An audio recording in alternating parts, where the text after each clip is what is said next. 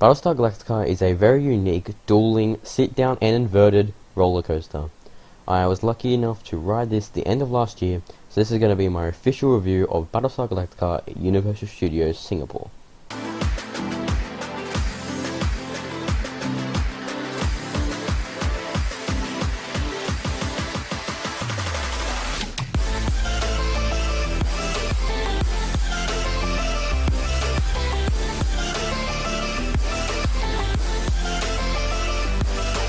Out of the small amount of coasters I've been able to ride, I've ridden some pretty interesting coasters. Nothing is as different and unique as Battlestar Galactica.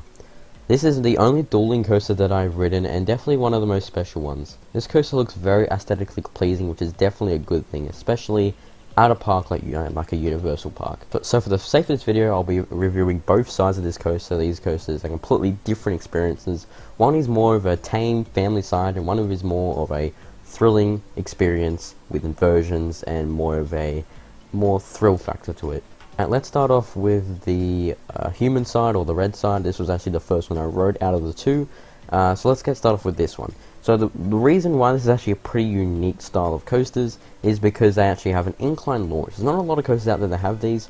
Now, in my personal opinion, it is a cool experience, but it isn't really that intense of a launch, but it is kind of cool going up a inclined launch. It's a bit of a different experience than most other coasters.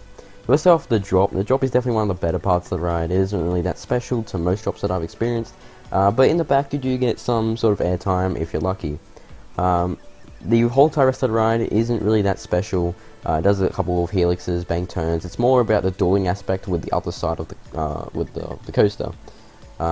Except for the ending helix is actually pretty fun, but other than that, the rest of the ride is just kind of eh.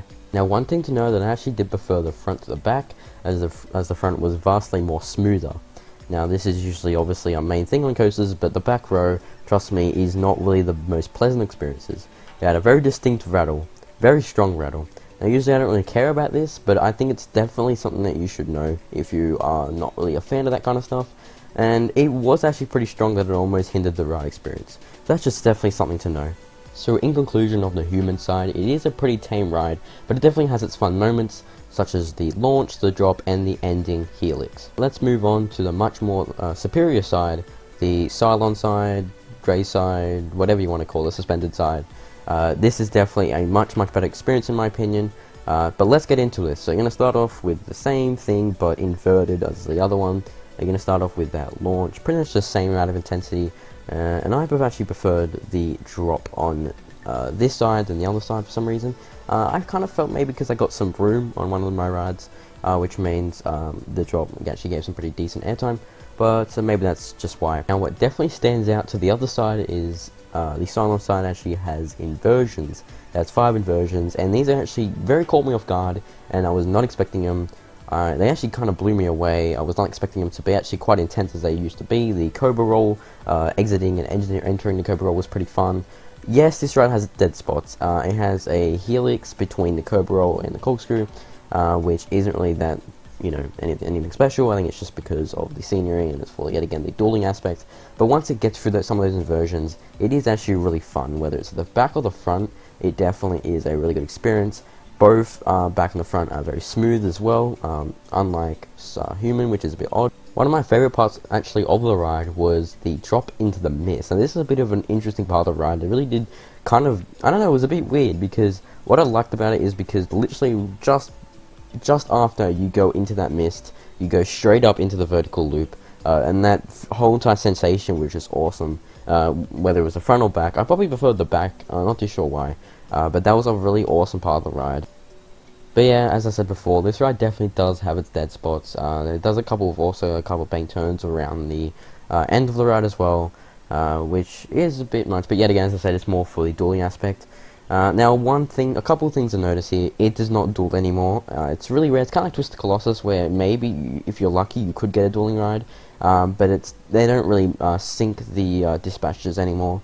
Which is kind of sad. So I only got like 1 or 2 dueling rides out of the 5 rides I got on each, which isn't that much, but it was actually pretty surprised to see that they don't duel anymore. And the other thing to also notice is with the Cylon side, is it does have a pretty major jolt on the last Zero G roll. which I did not expect to come, so that was a bit weird, and it was on every single ride, whether it was front or back. That's definitely one thing to also point out as well. So in conclusion to the Cylon side, this is definitely a fun ride. It, as of now, sits in my top 3, and I think it's probably going to be very comfortable in my top 3 until I ride something, hopefully this year, that will beat it out.